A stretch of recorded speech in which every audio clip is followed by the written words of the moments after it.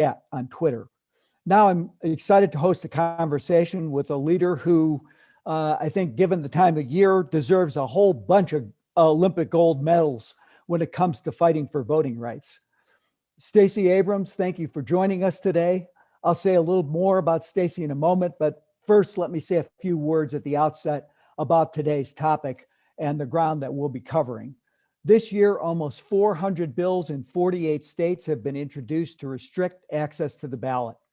By the end of last month, 17 states had passed 28 of those into law. We're talking about a ban in Alabama to restrict curbside voting, a law in Arizona limiting the distribution of mail-in ballots, fewer drop boxes and new ID requirements for those requesting absentee ballots in Florida, and the sweeping legislation in Georgia that made it illegal for election officials to mail absentee ballot applications to all voters, that restricted drop boxes, that strengthened the grip of Republican-controlled legislatures on the state election board. This is just the beginning. There are proposals in Texas to prohibit ballot drop boxes and limit early voting hours, proposals in Michigan to expand voter identification requirements, and proposals in dozens of other states around the country to put limits on our democracy.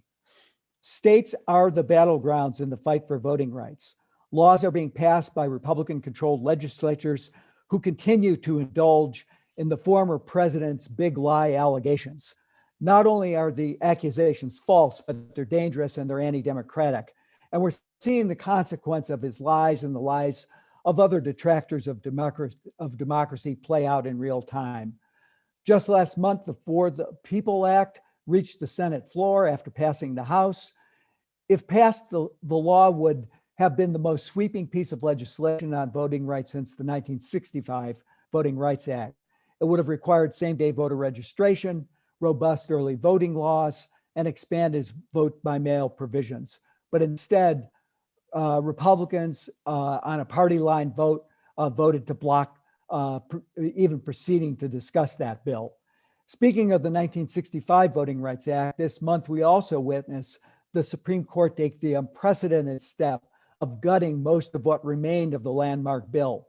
The Supreme Court upheld Arizona's ban on the collection of absentee ballots by anyone other than a relative or caregiver, and also said it was legal to throw out ballots cast in the wrong precinct. They even acknowledged that these would have a differential and disparate impact on voters of color in the state of Arizona, and yet went ahead and approved it anyway. This ruling goes against the principles of democracy, and combined with what's happening on the state and federal level, it makes clear we have an epic battle on our hands. We have to turn the tide on these attacks.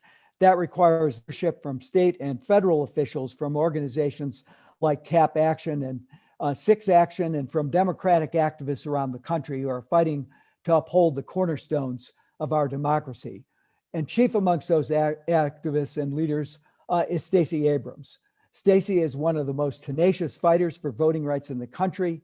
She's the founder of Fair Fight and Fair Fight Action, 2 organizations specifically set up to tackle voter suppression. She's also the former minority leader of the Georgia House of Representatives, and she ran for governor in the state of Georgia in 2018. She has made it her mission to ensure that we have a free, fair, and inclusive democracy. And I'm also quite proud of the fact that Stacey is also a member of the board of the Center for American Progress.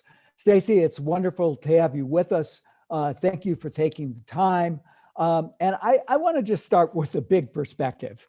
Can you help us just understand how we have arrived at the crisis in democracy that we're seeing play out? There are just so many moving parts, but somehow we're here to find ourselves in a worse place than we were before the 2020 election. How did we get here and get here so quickly? So first of all, thank you so much, John, for having me, and thank you to CAP Action for hosting this conversation. We understand voter suppression in a very specific way in this country, and that is largely through the lens of the Jim Crow era. And with the advent of the Voting Rights Act, there was this presumption that it all fell away and all was good and right in the world. As you and I both know, it wasn't until 1975, for example, that literacy tests were fully banned because of Arizona, which unfortunately had as its advocate future Chief Justice William Rehnquist, who was one of the largest proponents of using literacy tests on Native American and Latino voters. And so we've never been far away from the specter of voter suppression, but we always had the umbrella protection of the Voting Rights Act to both block it in the South, in the 9 states that were covered by the Voting Rights Act, but to discourage it in other parts of the country. In 2008, with the election of Barack Obama, we saw a resurgence of voter suppression activities, largely isolated across states, but nothing with the concerted effort that we're seeing today. 2013, the Roberts Court eviscerated the Voting Rights Act by knocking the legs out of Section 5. And then unfortunately, they tried to continue and permanently hobble the Voting Rights Act just recently with the Brnovich decision attacking Section 2. The interregnum has been that 2 competing things have happened. Republicans watched their power start to wane, and they saw the demographic shifts in this country start to take effect. Young people voted for the first time as the majority. 18 to 29-year-olds comprise the majority of voters for the first time since 1988 in the 2020 election. We saw dramatic increases across every single metric of communities of color. And so what happened between 2018, 2016, and today is that in 2020, all of those rising demographics, all of those groups that had been showing signs of life and signs of effect actually took advantage of it. But at the exact same time that they were taking advantage, we saw rules and laws challenged in the 2020 election cycle that made it easier for people to cast lawful votes. And so what's happened in post 2020 is that every single rule that made it easier for these groups to finally take hold of and leverage the fullness of their citizenship rights, those are being treated as loopholes and are being shut against them. And so the problem is it worked.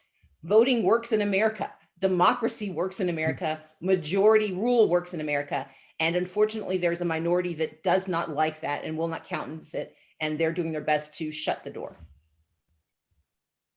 Let me read you a quote from President Biden, who last week said, "There is an unfolding assault taking place in America today, an attempt to suppress and subvert the right to vote in fair and free elections, an assault on democracy, an assault on liberty, an assault on who we are as Americans." Is that overblown, or are we really in the kind of crisis that I described at the beginning and that the president so eloquently put at Constitution Hall last week? It is not only accurate, it, I think, may understate the matter a bit. The assault has been ongoing. What's happening now is that the assault is being met with legal structures that can make the assault a permanent victory. And that's what should terrify everyone, regardless of party. One of the pushes I've been trying to make is that the extent to which Republicans are allowing or pushing this to be a construct of Democrats versus Republicans ignores the challenge. This is a question between democracy and authoritarianism. And that is not an overblown notion. When you have the ability to stop inconvenient voters from participating in elections, when you have the ability to criminalize those who manage the elections if they don't manage them to your whim, when you have the ability to throw out the results of the election if you don't like it, those are all the perquisites of authoritarianism, and those are the pieces of the laws that are moving. In Texas, the bill that is being reintroduced right now will criminalize election workers for helping voters. We just watched a young man who voted in a primary, who believed he had the right to vote, stood in line for 8 hours to do it. He's been arrested and is being charged with a felony because he was trying to vote. If there had been an election worker who tried to help him, that person under this new law could possibly face their own criminal charges. In Georgia, the taking over of election boards that will then be able to throw out election results means that they can decide the electoral college vote does not meet the voting decisions of the populace. And we are watching across the country as more and more voters are being pushed out of the process through new barriers to their participation. The president was absolutely right, and you were absolutely right. Let's get specific on the Georgia law, and your home state. And I think you noted one of the most worst aspects of the law, which is rather than having nonpartisan election officials, they're trying to rig the system, even if the results go against them, by appointing these partisan electoral officials. What are the other real things that are biting in these laws, particularly in Georgia, but across the country? And maybe just say, what you think the effect of these are, and how do we go about pushing back and working together to try to protect the right to vote. So without going through my full scale litany, I'll highlight some of the most egregious pieces. And again, the frame I use is, does it stop you or does it hurt you with registration and staying on the rolls? Does it affect your ability to cast a ballot? And does it affect the ability of your ballot to get counted? So across that spectrum, the ability to cast a ballot in Georgia would be impeded in part because we had record use of absentee ballot rules, particularly by people of color, largely by African Americans. For the first time in Georgia history, more African American voters used absentee ballots, we believe, than white voters. And so what they've done is they've changed the rules to say that you have to now provide identification in order to apply for an absentee ballot. You have to provide identification to cast that absentee ballot, which is counter to the reason we have this absentee ballot provision and the mechanisms we put in place. If you've got to provide that information, it is going to have a chilling effect on use of the easiest way to cast a ballot in the state of Georgia, which is voting by absentee. So that's one problem. Second problem is, can you cast your ballot by standing in line? Well, in Georgia, we have some of the longest lines in the nation, largely for communities of color, sometimes upwards of 8 hours. And this sounds like a small thing, but it is now illegal to provide water or food to anyone standing in line. Now, imagine if you go to vote at 7 a.m., you may have grabbed something on the way out the door, but you don't have time to leave and go home. You can't get water, you can't get food without the election workers bringing it out to you, which they are not going to do, because there's nothing in the law that makes it a mandate for the election workers to provide it, but it does make it illegal for a Good Samaritan to give it to you. And a lot of people are going to simply leave the line, and if they leave, they may not come back. And then the third is the new rule that says that if the election board has any mistakes, if there are problems that someone identifies, and this is the now hyper-partisan state election board, they have the ability to remove the members of the board and replace them with people from different county. So you can have a majority board of people of color that gets wholesale removed and replaced by people who do not reflect the values or the needs of that community. And they can decide that the administration of the election was inaccurate and decide that the result can be thrown out. And we all know that running a new election leads to different results. And so this is highly problematic. And these are just 3 examples. But the larger issue with the law in Georgia is that it takes almost every fix we were able to accomplish between 2018 and 2020, and not only throws out those fixes, creates new broken pieces. And it's designed to create barriers and hurdles and complications for voters to limit their participation in elections. It does nothing to solve the existing problems like inaccurate polling places. In fact, it says that if you go to the wrong precinct on election day, if you get there before 7 p.m., basically it says that at a certain point, they're going to throw out your vote if you are voting out of precinct. And that happens quite often in Georgia because we've had more than 200 precinct closures, and the timing for changing precincts does not always match the communication timing. What that means writ large is that we've got to educate voters, we've got to fight back, and we've got multiple lawsuits that are pending.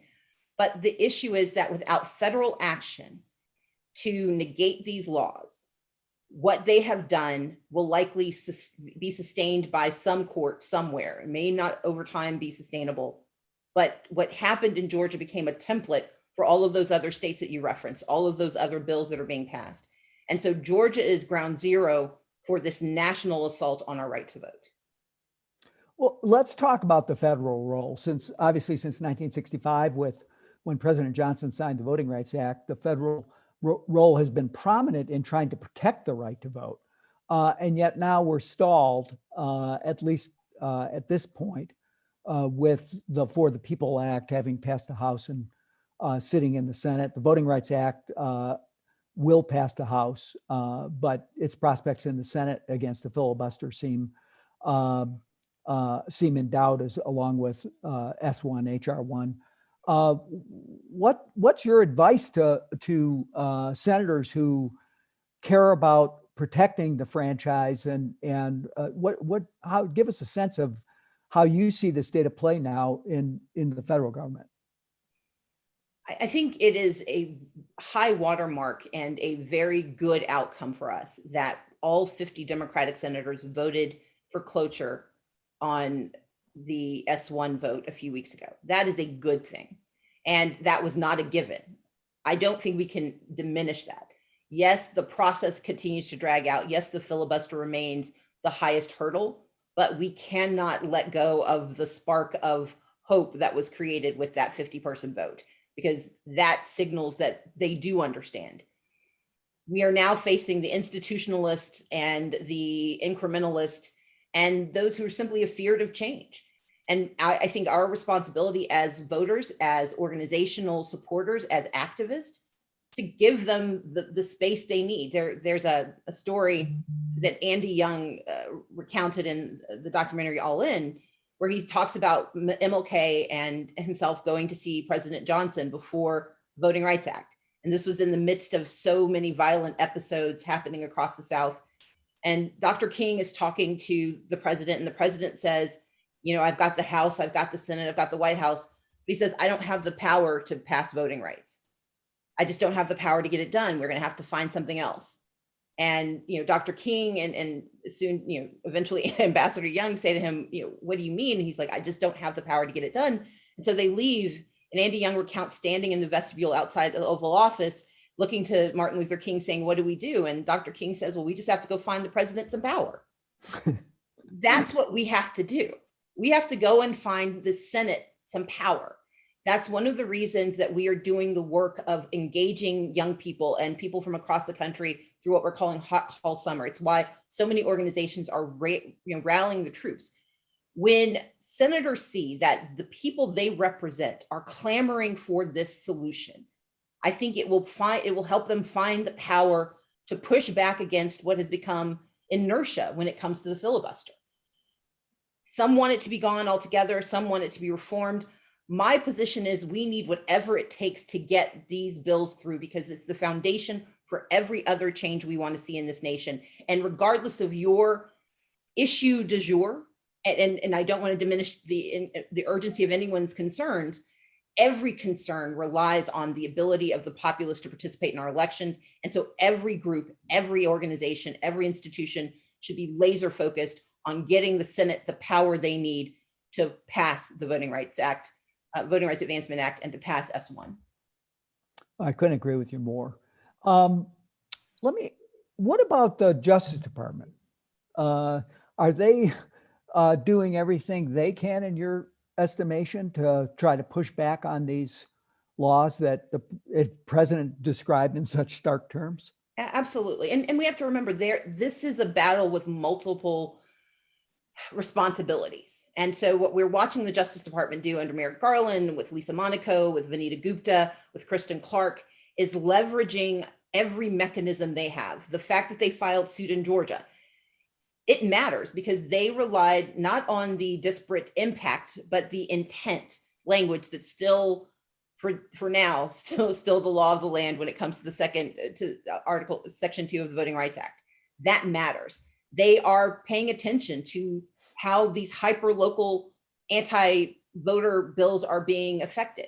And they are using their imprimatur to move the needle and move the conversation. And so I think the Garland Justice Department is doing its work, but we've got 3 branches of government for a reason, and we have to leverage every single branch, and we cannot let anyone have respite. They have to be agitated into action. And luckily we have a Justice Department that is taking on their mantle, I think, quite effectively. Oh, great. You know, you've done through Fair Fight Action and your other work a lot of, as you noted, you're doing a lot of work on grassroots organizing. Does the way these laws are passing cause you to change your strategy in terms of what needs to get done, what grassroots groups need to do in order to kind of inform voters, engage voters on this?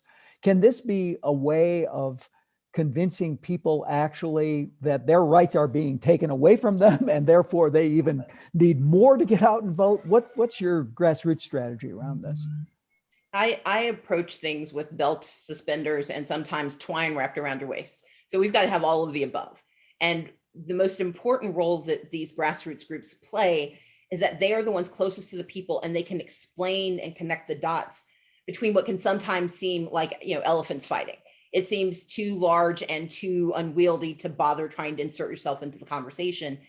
And where grassroots groups are so effective is making sure people understand that if you care about police brutality, this matters. Because if you can't vote for the DA of your choice, it does not matter that you fight for these rights. If you can't elect your mayor because they decide to change the contours of your voting rights, that matters. And so we need those groups to continue to educate.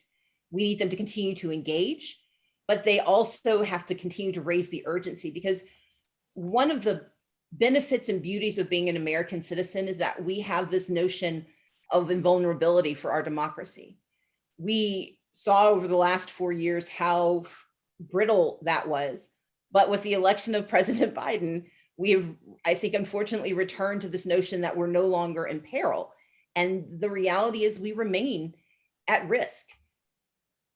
Here's how I'd say it to close. The fragility of our democracy depends on the urgency of our citizens. And where grassroots groups can be so effective is making sure that we don't terrify people into action, we spur them into action. Because terror tends to lead to paralysis, but spurring tends to lead to motivation, increasing turnout, increasing activation, increasing the ability to give power.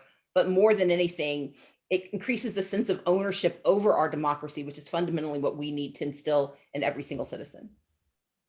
We only have time for one or two more questions, but I want to ask you a personal question, which is, how do you stay so positive against these kind of brutal assaults and all the lies that are told, led by President Trump, and the big lie that the election was stolen? But, you're battling on so many fronts. How do you keep your spirits up?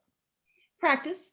I mean, look, I'm the daughter of my parents were civil rights activists as teenagers. My dad was arrested when he was 14 in Hattiesburg, Mississippi, registering people to vote.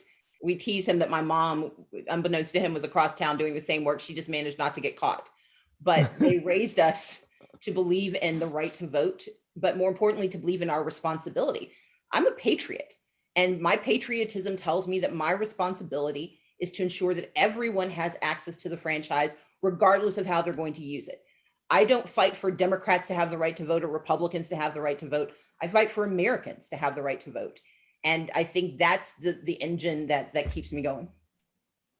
I saw in Senator Klobuchar's, Chairman Klobuchar's hearing yesterday, field hearing in Georgia on this topic, that Senator Warnock said the fight for rights is the fight for human rights. There's nothing more noble, more important for us to do in a moment like this. I guess maybe that fills your heart with at least the mission, and I think the good will to kind of keep people engaged. We're about to turn things over to a panel of state legislators who are really on the front lines of trying to push back on this legislation from across the country. There are a number of state legislatures that are still in regular or special session. And unfortunately, voter suppression legislation can still pass and become law.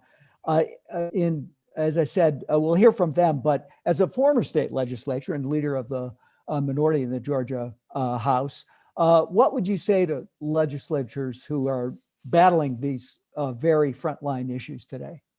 Number one, they're doing an amazing job. We have seen mitigation of these terrible laws from horrific to horrible.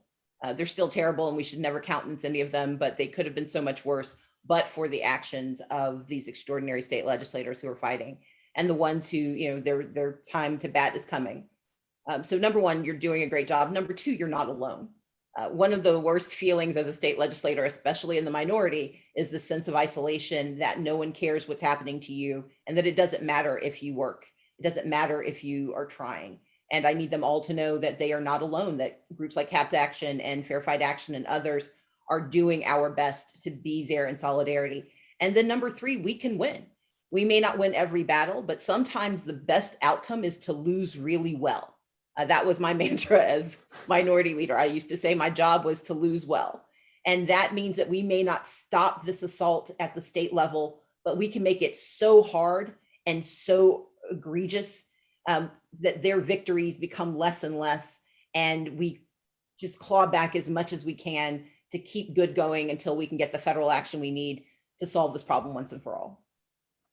Well, I think you inspire all your colleagues, and I want to thank you, Stacey, for taking the time to be with us today.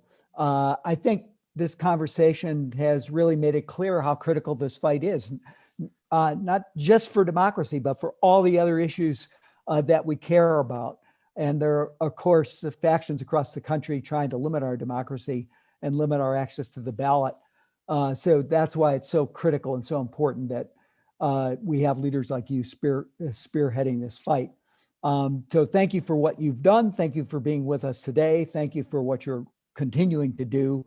And I know that CAP will continue to do everything we can to throw all our resources at working alongside you to strengthen and protect our democracy. Stacey, thank you for being with us. Thank you so much, John. And now we're about to hear, as I noted, from a fantastic panel of state legislators who have played a key role in championing voting rights across the country. Before I hand this off, though, I want to note the passing last week of our friend Ron Rosenblith, who was a lifelong champion of inclusion and voter participation. He helped many organizations improve their capacity to register and turn out women and minority voters, and we'll miss him. Now it's my pleasure to pass the baton over to Ari Berman, who will be moderating our next session. Ari is a senior reporter at Mother Jones, where he covers voting rights. He's also an author and reporting fellow at Type Media Center. Ari, it's great to have you with us. I'll kick it over to you for the rest of the program. But thanks not only again for doing this, but for all the work you've done in chronicling what's going on around the country. Turn it over to you, Ari. Thank you so much, John. It's great to be joined by everyone. Thank you to Cap Action and Six for sponsoring this. It's always a tough act to follow Stacey Abrams, but we have a great panel of state legislators who are very much in the news at the moment that I am very excited to talk to. The states were once famously described as the laboratories of democracy, but more recently they have become the laboratories for subverting democracy in many places, with the attack on voting rights that we've seen this year, with 17 states passing 28 new laws this year to make it harder to vote by mail, to roll back opportunities to vote in person, to even potentially overturn election results. This is the greatest assault on voting rights since the end of Reconstruction. And not only that, but there is a real open question about whether the federal government will pass legislation to stop this attack on voting rights. So we have a lot to discuss. I would ask all the panelists to please turn their cameras and their mics on. I'm going to introduce all of them and then get started in this discussion. So I am thrilled to be joined by a Representative Trey Martinez-Fisher from Texas, who you have probably seen on MSNBC in recent days, Representative Raquel Teran of Arizona, Representative Dottie Joseph of Florida, Representative Bee Nguyen of Georgia, and Representative Margot Davidson of Pennsylvania. Good afternoon, everyone. How are you guys doing? So I am going to go around the Zoom room, as it were, and just ask you guys, what is the status of voting rights in your state right now, and what are you doing to protect it? And given how much Texas is in the news right now, Representative Martinez-Fisher, I'm going to start with you. Okay. You want to know what the mood is like? Tell us what's happening in Texas, or rather what's happening in DC. Oh, yeah, perfect. I'll tell you, well, we're in the middle of a roll call right now. So we've, as many people know, we've broken quorum, and we're here in Washington, DC. And as you're introducing me, my phone is blowing up because we do a mandatory check-in at, some unannounced time. And so I'm trying to send a selfie of myself to let folks know I'm still in my hotel room. I mean, they seem to forget I'm kind of quarantining at the moment. I have nowhere I can go anyway. But I will tell you, there are over 50 Democrats, hardworking men and women. We're talking husbands, wives, partners, business owners, employees. We just put it all on the line. We just, left our state of Texas, came to Washington, and we were hoping to do one thing. We were hoping to really rally the nation, come up here with a little bit of conviction, a little bit of courage, rally the nation, make some noise, and in hopes that the U.S. Senate would hear us. And not only would they hear us, they would also act by giving us some sort of voting rights reform before the August 6th recess. And so what I've been learning, Ari, here lately is, that success could be a 2 or 3 different packages. I've heard everything from S1 and what the viability with that of that proposal, what that would look like. I'm now hearing what the timeline is on HR 4. Just this morning, Majority Whip Clyburn told us on a Zoom that there's the potential where you could just amend S1 and put HR 4 inside it and have one package. And so, needless to say, what encourages me, there is a lot of discussion about voting rights. I think it's Cap Action Fund, it's SIX, it's my colleagues on the Zoom. We are all doing our part to elevate voting rights to the top of the domestic agenda. And I think that's important.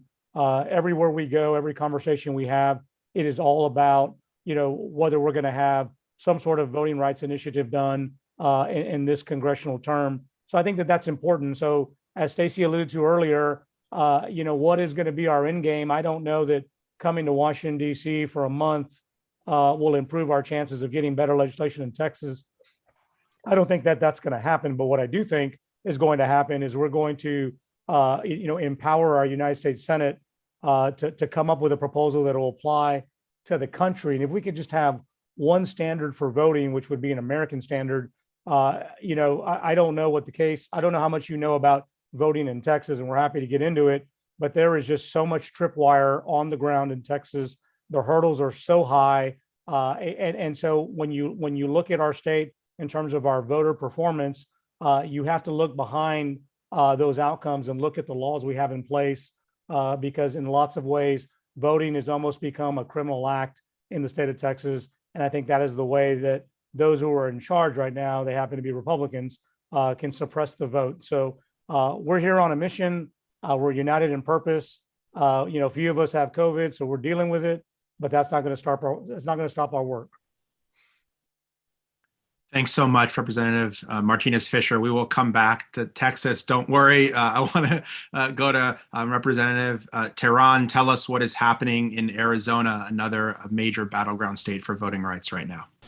Absolutely, Ari. It's a pleasure to be here with everybody, and congratulations to the Texas Democrats, because keeping the caucus together is so important, and Unity Caucus, like we experienced here in Arizona, was critical for us to stop bad anti-voter legislation, because the fact of the matter is that here in Arizona, far-right individuals are upset that Joe Biden won the election.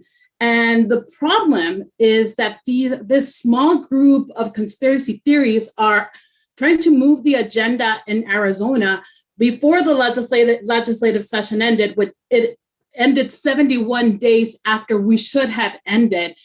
They tried to make changes to our democratic process, from making it harder to vote by requesting more ID to vote early. Some folks went as far as to trying to eliminate early voting.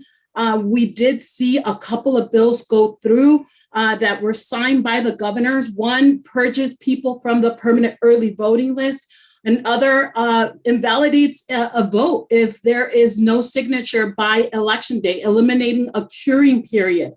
And unfortunately, these bills, and some of them lost, have the effect to undermine our free and fair elections. And the reality is that the Republicans and these far-right folks are moving farther and farther away from what real Arizonans want and need, which is independent representation. And last but not least, what we're seeing here in Arizona is a sham audit, an attempt to count votes, to try to figure out a new result to the election of 2020. And unfortunately, we know that those who believe the election was stolen will not be satisfied with any change to our process, and they will not be satisfied with any counts. So we are in the fight of our life for democracy. Thank you, Representative Tehran. Representative Nguyen, I want to go to you next. Georgia was really the first domino to fall when it came to all of these new laws. So talk to us about what the state of play is in Georgia right now. Thank you so much, Ari, and thank you everybody for being on this critically important call. And my predecessor, Stacey Abrams, already went over some of the major provisions of Senate Bill 202 that passed this legislative session, but I do want to back it up just a little bit, because prior to the passage of this bill, in every single year that I've served in the Georgia legislature, there has been attempts to roll back the right to vote. Every year there has been some form of a bill or multiple bills introduced to do things like attempt to eliminate Sunday voting or roll back City of Atlanta municipal voting hours by an hour. And we have been successful for the most part in beating back those bills, but we have seen nothing like we've seen this past legislative session. And this was something that started early on last year, before the results of the primary election and before the results of the general election, in part because Georgia Republicans knew that there was a possibility that we could finally turn Georgia blue. For those of us who have been on the ground in the state of Georgia, we have spent a lot of time overcoming these voter restriction bills that are already on the book. And we have adapted our infrastructure and organizing to ensure that when voters turn out, that they can cast their votes and that their votes will be counted. And because of that work, we saw that change in November and again in January of this year. So there was an expectation that Georgia Republicans would introduce a bill this past legislative session to make it harder to vote. And they started sowing those seeds of doubt very early on last year. They started to attack vote by mail without having absolutely any evidence that there's any kind of insecurity with vote by mail. And instead of spending our time trying to figure out how we could better run our elections in Georgia, they spent all of their time just steadily sowing these seeds of doubt so that they could have the grounds to introduce Senate Bill 202 when we came back into session in January of 2021. And they certainly did that. Stacey did talk about some of the restrictions already, and I can explain some of those in our conversation later on. But I do want to say this. The concerted efforts are very nefarious. They were very smart about tackling certain provisions that they knew could dilute the ability for votes to count so that they could eventually swing an election through those provisions, as well as the local election takeover provision to make it more partisan in nature. And so those nefarious efforts were acting in concert with Republicans at every level of government. And I think what's even more dangerous, and Representative Tehran mentioned this, that it's a faction of radical right folks who want to overturn the results of the election, but it is now not even a faction in the state of Georgia. It is what a lot of our mainstream Republican lawmakers are adopting as part of their policy platform. In fact, in 2022, the majority of Republicans who are running for statewide office are running on the premise that the election was stolen. And so we are in a very dangerous position, having already passed this restrictive bill, but also they're not letting down anything. They're not stopping this effort. They're continuing to peddle the same dangerous misinformation and continuing to attack our democracy and putting the lives of election workers in danger. All of that stuff is still going on. They're not going to let back in any meaningful way. Thank you, Representative Nguyen. Representative Davidson, I want to go to you next. It looks like you might be in an airport potentially, so I want to get you before your flight might take off. So please tell us what's happening in Pennsylvania. Yes, before the next announcement in the airport, and my audio is restricted, but we know that Pennsylvania was very important in delivering Trump to the nation when Pennsylvania flipped for the first time since the Ronald Reagan era. And so when it flipped back with Biden, our 20 electoral votes went to Joe Biden to make him the winner, along with the other states in the Electoral College. Republicans got to work right away. We saw a massive number of Republicans, including legislators in the Senate and in the House, go and participate in the insurrection that happened on January 6th. They've continued to promulgate the lie that the election is stolen. We had 10 hearings in my committee. I'm the committee chair. And they were going by the mantra, we want to make it easy to vote and hard to cheat. And I started turning that slogan around on them. And because what they're actually doing is making it easy for them to cheat and declare elections unlawful in major cities. And it's making it harder for people they don't like to vote. We had 10 election hearings week after week on the election that had already been settled, that had already been certified.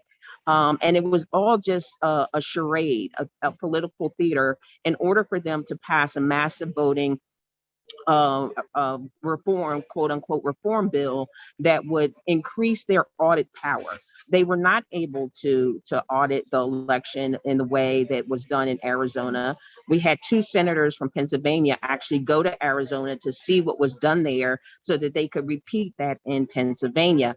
And so they put on the governor's desk a massive, in their words, reform bill that would have increased the audit powers of the Republican legislature, would increase their power to overturn elections, would diminish the Supreme Court's power to uphold the election, would diminish election board's power to actually declare elections fair. Fortunately, we have a governor that vetoed that legislation, and so they're starting from ground one. And what was so disingenuous, and in all those hearings, even Republican election officials said that the only 2 things they needed was more time to count the vote and more resources to deliver on the elections, to administer the elections. They refused to give even their own election officials those 2 things in legislation. And they said, it's too bad. If you don't agree with us on all the audit provisions, we will not give you the resources you need to administer the election, creating greater chaos, nor will we give you the extra time you need to count the ballots pre-canvassing. We don't have pre-canvassing in Pennsylvania. And so that's what they've been doing here in Pennsylvania. And we've been trying to Thank you so much, Representative Davidson. Hopefully you'll stick with us as you're waiting to board. Representative Joseph, thank you so much for your patience. I know your home state of Florida has been no stranger to election disputes over the years. So please tell us what is the latest in Florida. Absolutely.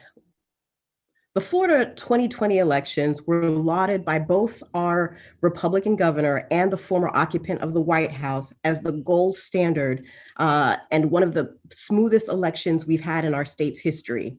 Yet, jumping on the big lie bandwagon, Florida Republicans forced through voter suppression legislation to make it harder for eligible voters to lawfully cast their ballot. Ironically, the bill did nothing to address the only case of voter fraud for which there has been an actual indictment, specifically one involving a Republican who induced a paid candidate and paid a candidate to run in a race against a Democratic incumbent, and he had a similar name. Their law does nothing to address actual voter fraud because they don't actually care about that. Instead of addressing actual voter fraud, they enacted legislation to make it harder for both Democrats and Republicans to exercise their right to vote, from decreasing access to drop boxes to making it harder to vote by mail, both measures of which were used at an unprecedented level in the last election, and empowered voters to safely and conveniently cast their vote.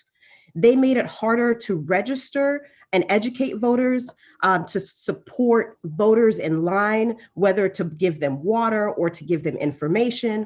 And while Democrats and Republicans voted to give returning citizens the right to vote once they've served their time in prison, Republicans went and enacted legislation to require fines and fees be paid before these people could register to vote. To put this in context, in the entire United States, of the people who cannot vote because of a criminal record, over 24% of them reside in the state of Florida.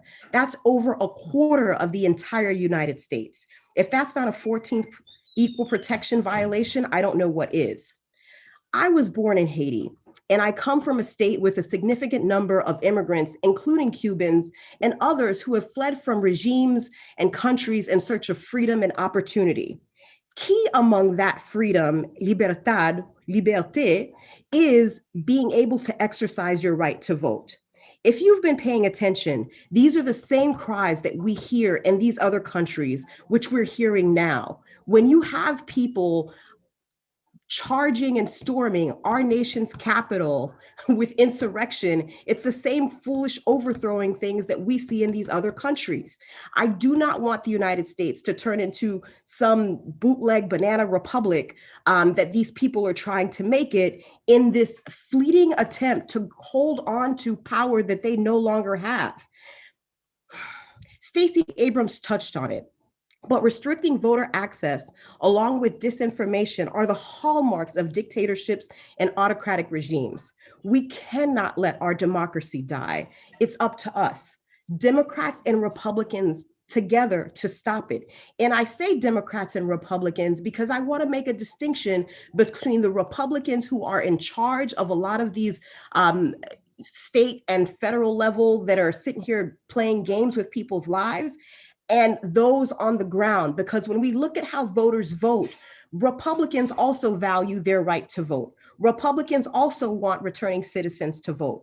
Republicans want a lot of things that we could have bipartisan support around. And we've seen this even within the ranks of their leadership. But we see the current leadership who's following a fallen former president, twice impeached, mind you, who are just falling in line, who are pushing out those who care about democracy. And I'm asking us, Democrats and Republicans together, that we need to stay there and fight to preserve our democracy, which in this case also means abolishing the filibuster so that we can enact legislation to preserve our right to vote. Thank you, Representative Joseph. We're going to get into the filibuster. Don't worry. I want to go back to you, Representative Martinez Fisher, just because Texas is on the minds of so many people right now. You said when you came to DC, you wanted Congress to pass federal legislation protecting voting rights. I'm curious, in all of the meetings you had, how achievable does that goal seem? We see the Senate right now struggling even to pass an infrastructure bill, potentially pushing aside voting rights legislation. So do you have a sense of concern there? And then what happens if no legislation passes and this special session ends August 6th? Do you guys go back to Texas? So just walk us through how everything is looking right now from your standpoint. Sure. Well, from the first 27 hours that we were in town after landing on Monday night, our group, met with no less than a half dozen U.S. senators, had a private meeting with Majority Leader Schumer, and then had an unscheduled 90-minute meeting with the Vice President of the United States. That doesn't happen in a normal day in Washington, D.C. And I think some people could come up here for a couple of weeks and that wouldn't happen. But it really just demonstrated to me the commitment that there is here in our nation's capital to do something. A couple of weeks back, Leader Schumer had written a letter to his caucus indicating that they were going to have to pick up the pace on the domestic agenda if they wanted to have an August recess. And embedded in that letter was a paragraph about voting rights. And so I had the opportunity to ask him, what was implied by the reference to voting rights, in terms of being part of the domestic agenda. And he just cut me off and he said, "We will have a vote on voting rights. Just don't ask me when." And again, it seems to me like there is a will to find a way, and just sort of putting our conversations together. Everything from, again, Whip Clyburn, talking about a resolution to carve out the filibuster as it relates to voting rights, talking to Whip Clyburn about maybe combining H4 and S1 together as an amendment and bringing it forward. And of course, very recently, Senator Klobuchar talking about perhaps there are portions of voting infrastructure that can be placed in the larger infrastructure package to be passed on, in reconciliation. It to me, it leaves me with the impression that folks are doing all their diligence to find a way to do something. And so that just really, validates the work that we are doing here in Washington. It encourages us to stay busy and to stay active and to not lose sight, not lose hope. When the August recess comes, August 6th, our suppression session ends August 7th back in Texas. It will be our plan on that day, on or about, to return back to Texas, and then we'll evaluate our next option. I think there's really a lot that can happen between now and then. I can tell you that the Republican majority has not really worked with us in good faith. I did a side-by-side yesterday with someone, and and my colleague was telling me about, oh, well, we could work on that. We could amend that portion that you're concerned about, but literally no effort to do that when we were in the Capitol. Everything is done on party lines. Everything is done sort of a my way or the highway atmosphere. You're talking about having a committee process that will literally go all night, 24 hours of witness testimony, not a single amendment taken in committee, not a single committee substitute considered. And so we're just talking about a complete rubber stamp that there is a voter suppression bill that seems to be what they want. It certainly mirrors other proposals in other states, and there's really very little room for negotiation. Some people, credit our work for, shining a bright light on two provisions that have since been restored. If you recall, in our regular session, the proposal, our voting suppression proposal back then, had language that would have virtually just eliminated Sunday souls to the polls programs by changing the time you could vote early on a Sunday. And then there was a second provision that would allow a challenger to overturn an election even without evidence of voter fraud. And so those are not concessions that leadership gave to Democrats because they wanted to. Those concessions were given to us because they had to, because the light was too bright. There was too much national attention. They walked it back on their own. And so, if folks want to negotiate in good faith, we don't have to be in Austin, Texas to do that. We can do that right now. We can do it on a Zoom. We could swap language back and forth and try to find some sort of common ground, or at least take some of the sharp edges off these proposals. I mean, pretty much everything that is done in our current proposal, if it violates, if it becomes illegal as a result of the proposal, it is typically going to be some kind of felony of the third degree. We don't need people to go to prison for wanting to help people register to vote, or wanting to give people rights to vote, or wanting to help somebody fill out a mail ballot application. Those shouldn't be felonies at all. But there's really been no attempt to negotiate those things in good faith. And I think that really we are all putting our hopes in a federal standard. When I had the occasion to visit with Senator Manchin's staff, I mean, if you just laid out voting behavior and what the state of the law is for voting in Texas versus the voting standards in West Virginia, I mean, I'll even take a West Virginia proposal over a Texas proposal, because, I can understand perhaps why Senator Manchin might be reticent to feel the need for a national solution on voting rights, because the West Virginia laws seem to be pretty fair, allowing people to vote by mail if they're shift workers, or virtually have a no excuse absentee voting program. We don't have those things in Texas. I mean, you can't vote by mail if you're a shift worker. You can't vote by mail if you were worried about the pandemic and didn't want to go to a poll that didn't have a mask requirement. You either had to vote in person or you didn't vote. And that's really the difference. And what I think it all boils down to in the very big picture as to why don't folks want to work in a pragmatic manner is it was mentioned earlier, that Texas is not as red as it used to be. And former President Trump won the state of Texas in the last election. He won it by 5.5 points, while voter turnout was at a relatively all-time high of 66%. The trend lines are sort of moving in a different direction. And if you cannot change minds with voter persuasion, well, then you will change rules to determine how folks can vote. And that's how you maintain a majority that's slipping through your fingers. Thank you, Representative Martinez-Fisher. Representative Tehran, I want to go back to you. There was a recent Supreme Court case further gutting the Voting Rights Act, because as we know, the Voting Rights Act was already weakened to the point that places like Arizona and Georgia and Texas no longer have to approve their voting changes with the federal government. Now it's even harder to strike down discriminatory voting laws, and that case originated in Arizona. So I'm wondering if you can talk about the impact that decision will have in Arizona. How are you fighting back? And then relatedly, at least one of the senators from your state is one of those people that is reluctant to change the Senate rules in order to pass voting rights legislation. So what has your message been to Arizona senators about the importance of these pieces of federal legislation? Thank you, Ari. So yeah, the Supreme Court decision was incredibly disappointing, disheartening, undemocratic. I mean, simply put, these laws make it harder for Arizonans to access the ballot box, and it makes their voices, makes it harder for people's voices to be heard.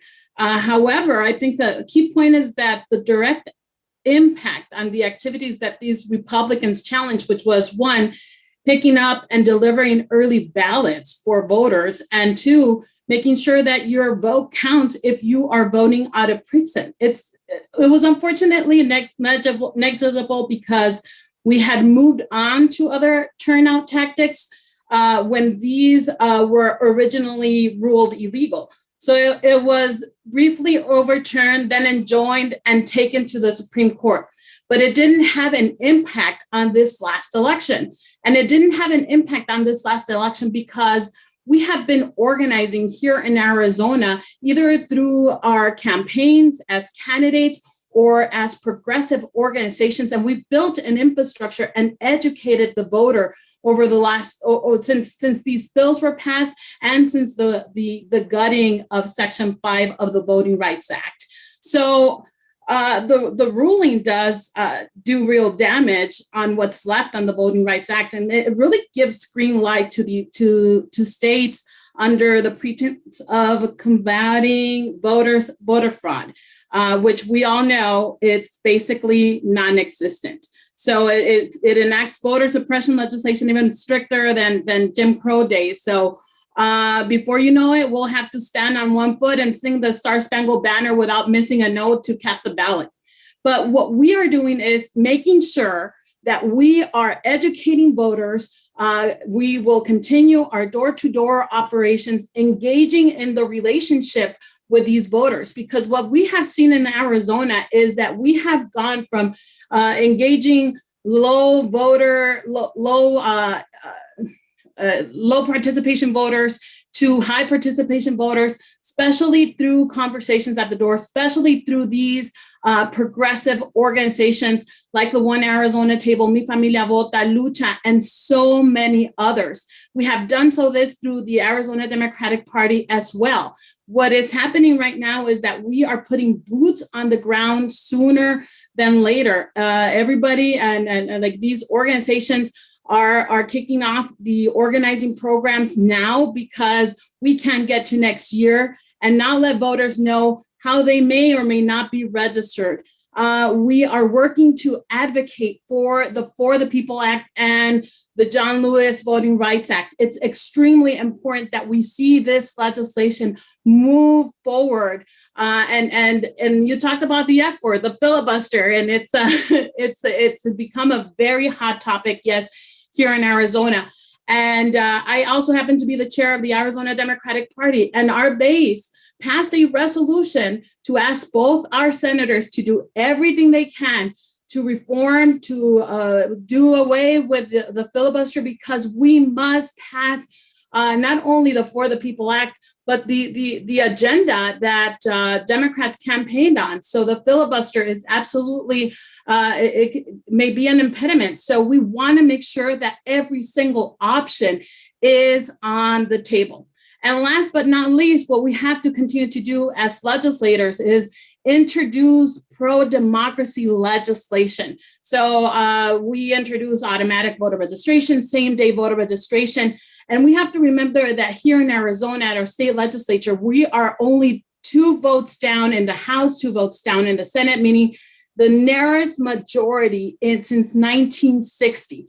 But the reality is that Republicans are still taking party line votes on this, and it's really hard to pass pro-democracy legislation. We will continue to introduce it, but it's not going to be until we are in the majority as the majority party in order for this legislation to continue to hopefully move forward. And so next session, we know that the bad bills that didn't get through this legislative session, or if it's asking for more ID when you vote early or trying to eliminate the early voting list completely, will still be on the hopper. Those bills are going to still be there, and people are going to try to move them forward. So we are going to need to continue to have these conversations at a national level and make sure that Arizona still has a bright light on the good things that we do and the bad things that our Republicans from the other side of the aisle try to do. Representative Nguyen, I want to go back to you. Can you talk about what impact the John Lewis Voting Rights Advancement Act and the For the People Act would have on a place like Georgia? And as someone who's been through these legislative battles, what is your message to Senate Democrats about what they should be doing to protect voting rights? I'll go over some of the top lines in terms of what H.R. 1S1 would do to help what has happened in Georgia as it pertains to Senate Bill 202. So Stacey had briefly talked about provisional ballots. There's a new provision in Senate Bill 202 that essentially says if you are casting a ballot in the wrong precinct, but you're in the correct county, your ballot you will no longer be able to vote provisionally, and your ballot won't count. Whereas in the past, we've had a lot of voters who showed up in the wrong precinct, but they happened to be in the right county. And so they were able to vote provisionally and their ballots were cast. Now there's a cutoff. If you show up before 5 p.m., you will just lose the ability entirely. And this is one of the provisions that I talked about in terms of just understanding exactly the margins and how small they are in the state of Georgia, and how just one law like this would be able to potentially change the outcome of an election, especially in metro Atlanta counties, where voters often do show up at the wrong precinct because they're consolidated or they're changed. And so H.R. 1S1 would help restore that provision would no longer exist. The second major thing has to do with the ID requirements as it pertains to vote by mail. I want to be very clear on this because this is where sometimes the messaging gets lost. We do validate ID for voters on the front end. When you are registering to vote, you are required to show an acceptable form of ID, and that has been proven to be a secure method. One of the things that we debated in our Georgia legislature was whether or not we had the ability to improve the signature match protocol that we previously used before Senate Bill 202. Part of that was in the state of Georgia, we're only using one metric, which is your signature on your voter registration and your ID, whereas other states retain signatures over long periods of time, and you have multiple signatures that you can compare against. We at one point discussed expanding those signatures so that we could be more accurate with our signature verification, but instead they passed the ID requirement both on the application to vote by mail portion and when you are sending in your application to vote by mail. And now, one of the conversations that is also not talked about enough is, yes, sure, if you have a driver's license in the state of Georgia, you can enter in that number on your application and you can enter that number in when you are sending your ballot in. However, 3% of registered voters in the state of Georgia do not have driver's license as their form of ID. And people will say, oh, well, that's only 3%. But when you're looking at our voter turnout of over 5 million people, 3% is a significant amount of voters. And not to mention the number of people who are not even able to obtain the ID in the first place to register to vote. So that is also critically important. The H.R. 1S1 would also restore the shortened time frame for requesting absentee ballots in Georgia, which is restricted under Senate Bill 202, as well as turning it back in. One of the things that Senate Bill 202 does is it restricts the time frame in which you can turn your ballot back in through a drop box. So for instance, in the previous election, you could turn it in the Friday, the Saturday, the Sunday, the Monday, and the Tuesday of election day to a drop box or to the voter registration office. That is no longer true. Under this new bill, you have to turn it in by that Friday, or you will not be able to have your ballot counted through the drop box system. And that would restore that shortened time frame.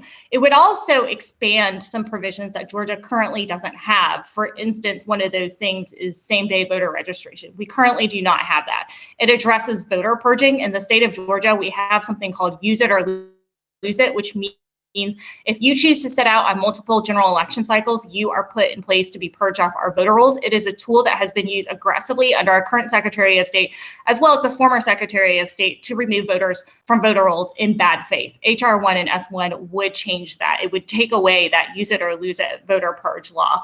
And one of the most important provisions as well is ending partisan gerrymandering, because we are going back in for redistricting this fall.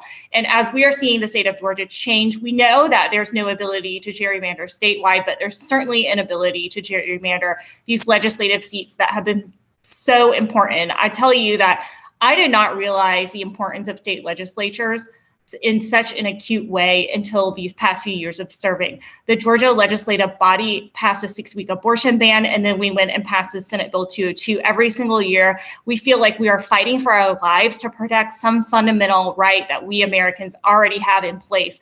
And the legislative body has the power to be able to push back on those things.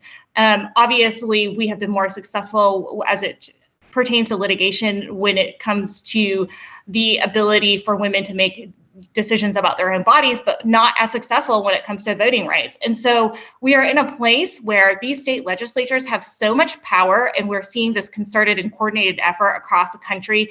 And the targeting is so incredibly smart.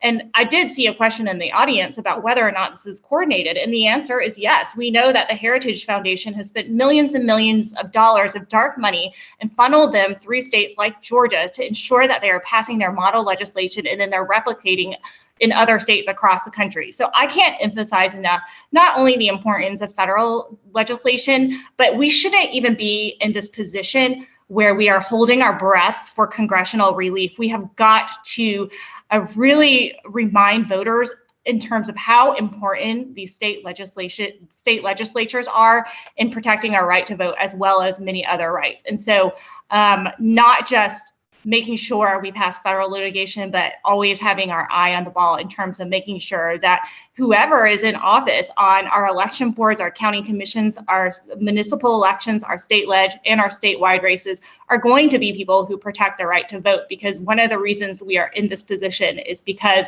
we simply don't have people serving in those roles that are interested in good faith in protecting our democracy. Representative Joseph, I want to go to you. Do you have any more thoughts on how federal legislation would help in a place like Florida? And also, we're not getting to audience questions just yet, but there are a lot of audience questions about what people can do to fight back against these efforts. So if you have thoughts on that as well, I want to give you a chance to answer that as well.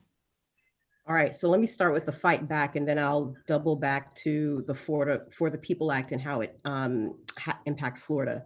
So the important thing we can do right now is encourage our senators in Congress. So short term and long term. So short term is to encourage our senators in Congress to pass HR 1 and HR 4, the two that we've been talking about, the For the People Act and the John Lewis Act. So, but to do that, we need to abolish the filibuster. So far, that's the biggest hurdle. So that's one. And the reasoning, and when I get into the other details of how it would impact a state like Florida, you'll see how it directly undercuts all of the foolishness that has been coming out of these Republican-led legislatures. Separate from that, it's advocate. Speak not just to your legislators, but also express your concerns about voting rights to your local supervisor of elections, your county commission boards. A lot of times the funding for your elections and mandates for your elections comes at the county level. That's specifically the case in Florida. In other states, sometimes it comes from election boards that funds elections. So these are some people who are going to be more responsive to your concerns than some of your state legislators may be. In Florida, one of the things that you can do is help support ballot initiatives that are going to do some of the things that are accomplished in the federal legislation. Specifically, we have pending ballot initiatives that would create automatic voter registration, same-day registration to remove fines and fees and other obstacles that Republican legislators have placed on returning citizens. You also can join an organization, and if you want to take it to an even higher step, is to run for office and do what we're doing. It's a lot easier to get the issues that you're concerned about addressed if the people at the table understand your issues. And we all know the expression, if you're not on the table, you're on the menu. So we're tired of our people being on the menu, and we need to be at the table making those decisions that we know are good for our communities. Now, let me double back to what specifically the For the People Act would do and unpackage it a little bit. So the first category of things has to do with expanding and protecting registration opportunities. So it would automatically register voters based on information that is available with state and federal agencies. These would be deemed contributing agencies. So what that means is if you're going to go register and get your driver's license or renew your driver's license, you automatically get registered to vote unless you specifically opt out. So that right there just makes it super simple.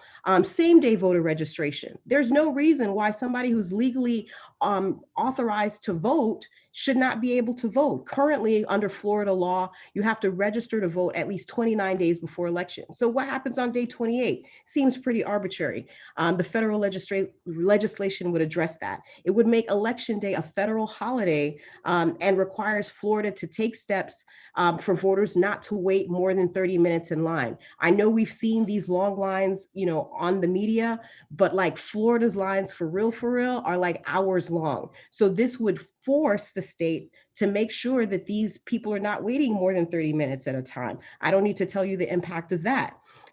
It would restrict voter purges. I'm not going to get into that because Rep. Nguyen talked about it.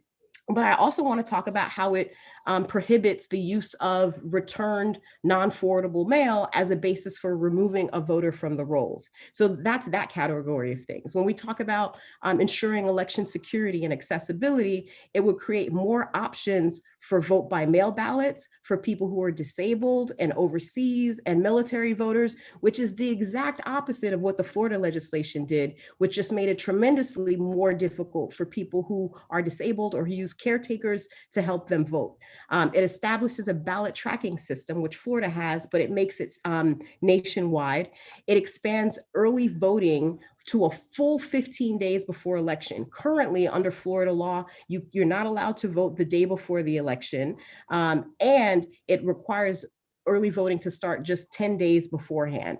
So this would expand the opportunity to vote. It would also make it available, make it so that legislation that I previously filed that allows ballots postmarked by election day to be valid and to be counted, which is not currently the case. If delivered to the elections officials up to 10 days after the election. So that would just make it so that, your vote can actually count. It also requires or prohibits the U.S. Postal Service from implementing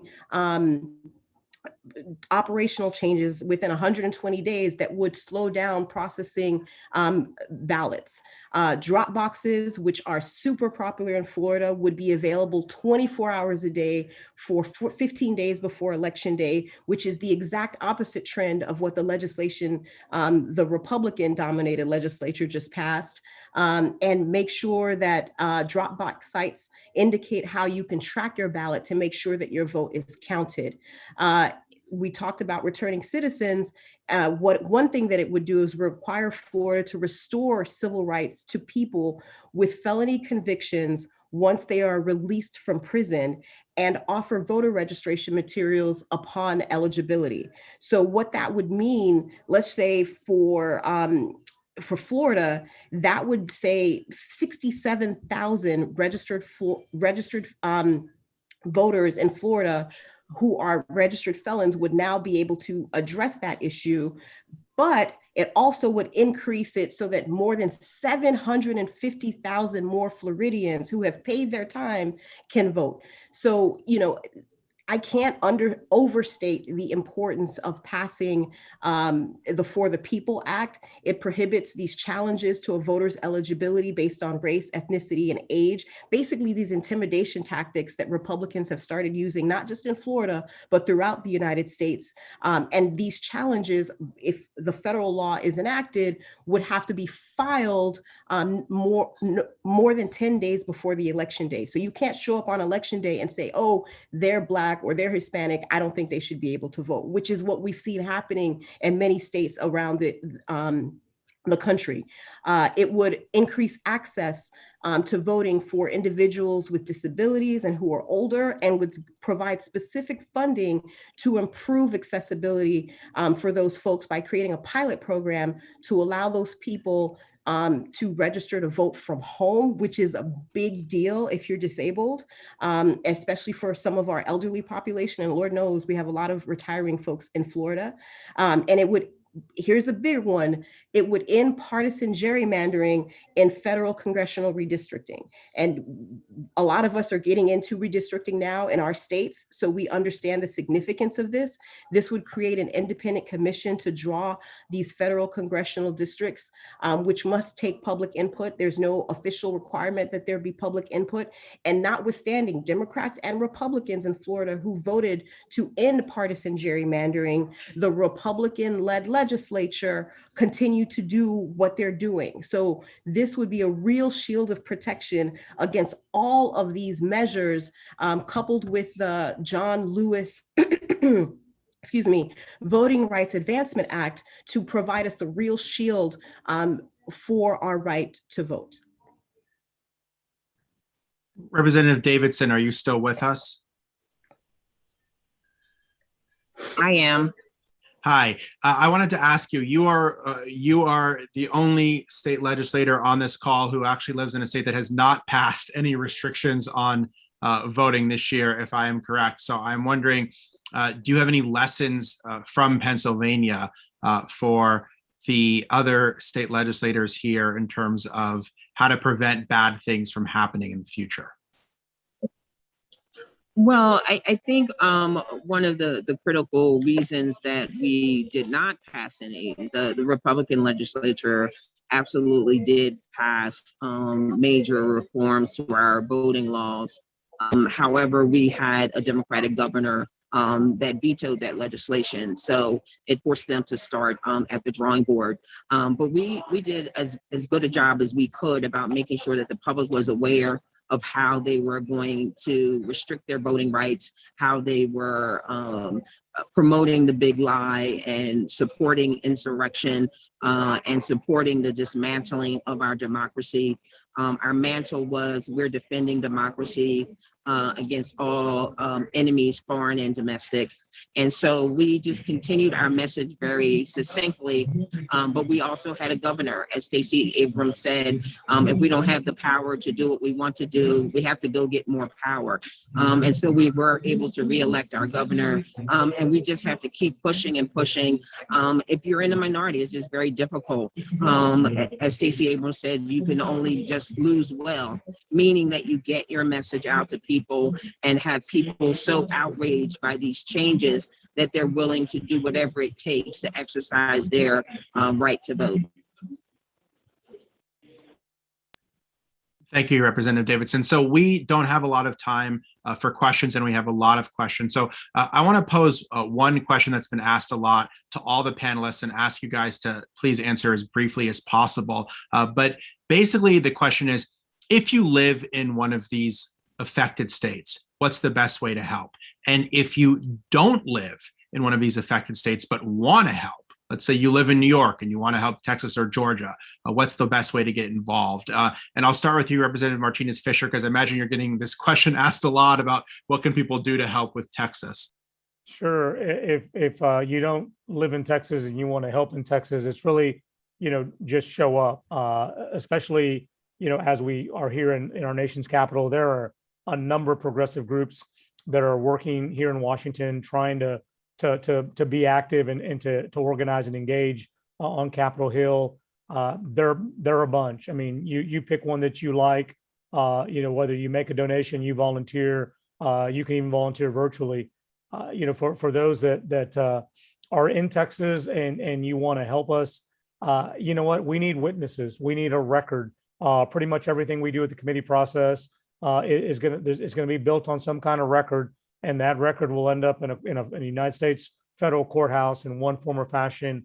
Being able to point to a legislative record to show that there was some intentional discrimination going on with regard to these voter suppression proposals, that's what really helps us. We rarely have these victories legislatively. We usually win them in the court system. And so that is the most effective use of your time. I can go next. Absolutely continue to engage our members of Congress, House, Senate. We need to make sure that they hear from you, especially Arizona voters. We also need to make sure that we are educating voters that regardless of these restrictions, we can still vote, and that the action isn't the reaction. They're trying to make it harder for us to vote because we are showing up.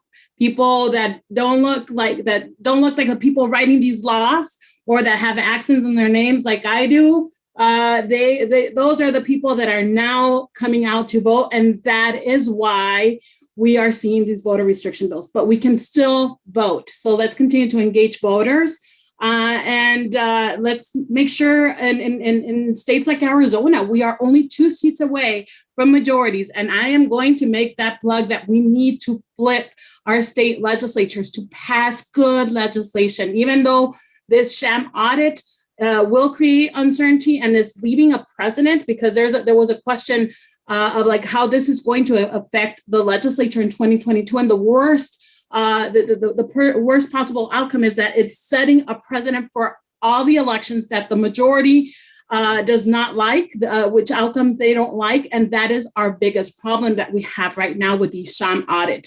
But if you are on the ground for Arizona, please work as hard as possible to make sure that we flip the legislature. If you're out of the state, you can donate to the organizations or to the campaigns that will help do that. Yeah, I want to just underscore that. One question that was posed is what's different about Pennsylvania? They have a Democratic governor. Elections have consequences, people cannot underscore that enough. And while it's definitely not just a Democratic versus Republican thing, because we've seen a few Republicans step up and do what they need to do, the point is we need those people who are willing to step up and champion our issues at the table making those decisions. If we had Democratic majorities in any of our states that passed this legislation, guess what? That legislation would not have passed.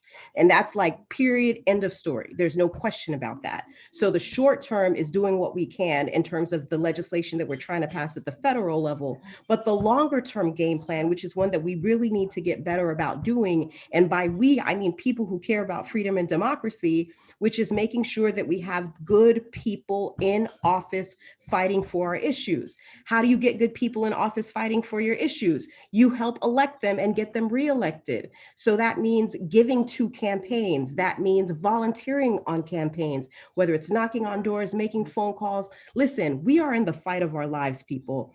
Think of any issue you care about, literally anyone. Black Lives Matter, immigration reform, anything, affordable housing, affordable healthcare. All of those issues are on the line when we talk about elections. Any one of those issues are addressed by somebody at the local, federal, or state level. And the sooner you grasp that, the sooner you can take control of not just your future, but your children's future. You help elect people. If you don't even know how to reach out to them, I just dropped my IG in the chat there. Just reach out to me. If you don't know who to talk to, we have friends in all of our states. We can connect you to whoever. So if you don't know who to give to in a particular state, we will find somebody who will help you care about those issues and get you closer to where we need to be. We need the right people in office. We need them making the decisions for us so that our issues go from being in the back burner to the front burner and past the filibuster. Thank you.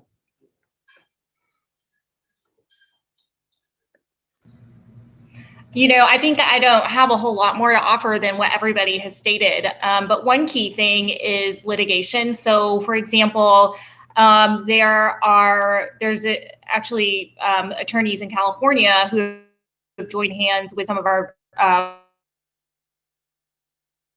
litigating groups on the ground to provide pro bono litigation support. So anyone in that world that can offer those services to our groups on the ground here in Georgia and other states who are suing to fight back, providing that legal support is critically important. We can't also overlook the importance of voter education and outreach, especially with all of these changes that are made. And so last year during the election, as we were figuring out how to vote in a pandemic and vote mostly by mail in the state of Georgia, something we haven't done before, we spent a lot of time doing voter education and outreach and use these neighborhood models to help people cure ballots and to help people understand where they could drop off their drop boxes. All of those types of things go a really long way to ensuring that voters' votes will count, especially under this new legislation.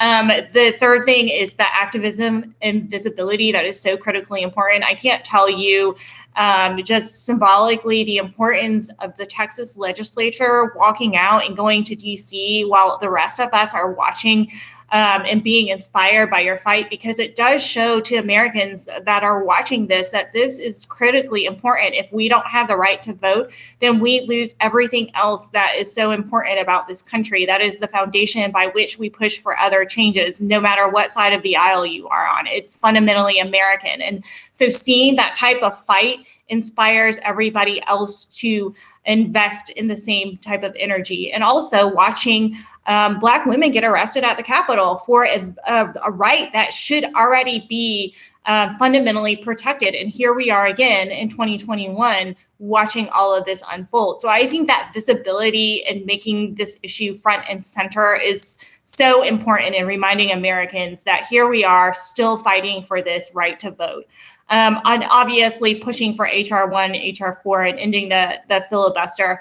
And the last thing I want to touch on is it is true that if we in Georgia, for instance, had someone like Stacey Abrams as our governor, we would have had that veto power and the ability to stop Senate Bill 202. But here we are, we have a Republican-controlled House, a Republican-controlled Senate, and every single statewide office is Republican-controlled, which means in 2022, we are going to have a tremendous opportunity to look at those statewide races because we know we can win in Georgia. We saw it in 2020 with Joe Biden. We saw it in 2021 with our 2 U.S. senators, but we need those safeguards in place, like a governor who would be like Stacey Abrams, like a Secretary of State who would protect the right to vote and push back against the big lie and voter suppression bills. And lastly, no matter what state you're from, I think it's really important that we protect the Secretary of States in Arizona, Colorado, and Michigan, and make sure we look at those opportunities in Georgia, Texas, and Florida.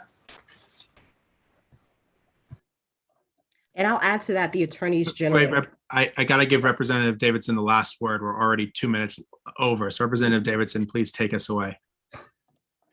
I think what my colleagues have said is critically important. We just really need to understand that if our right to vote was not important, they wouldn't be trying to take it away from us. And so we need to make sure that the public understands that they're taking away not only a vital right, but a vital mechanism for power. And they're trying to, the power grab that they're doing is an effort to make sure that the demographic shifts that we're seeing in young people and people of color in cities does not affect the status quo.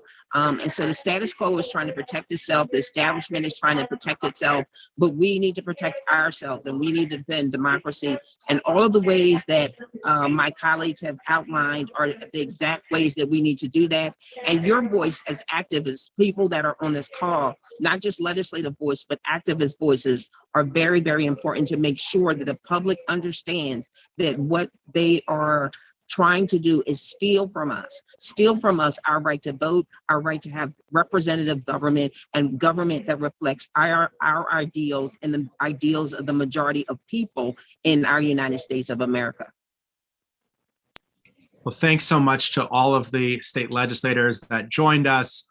This was a great conversation. We could have gone for hours. I'm sorry we didn't get to all the questions in the chat. Trust me, they didn't even get to all of my questions. So there's a lot more to discuss, but this issue is not going away. So I want to thank CAP Action and 6 Action for hosting this. And I think just as a journalist that's covered state issues for a long time, it's great to see so much more coverage on what's happening at the state level, because it really is what happens to the state often bubbles up rather than the other way around. So keep your eyes focused on this. Even when the Texas legislators aren't on MSNBC anymore, this is still a really important issue. So thank you so much, everyone, and we'll leave it there.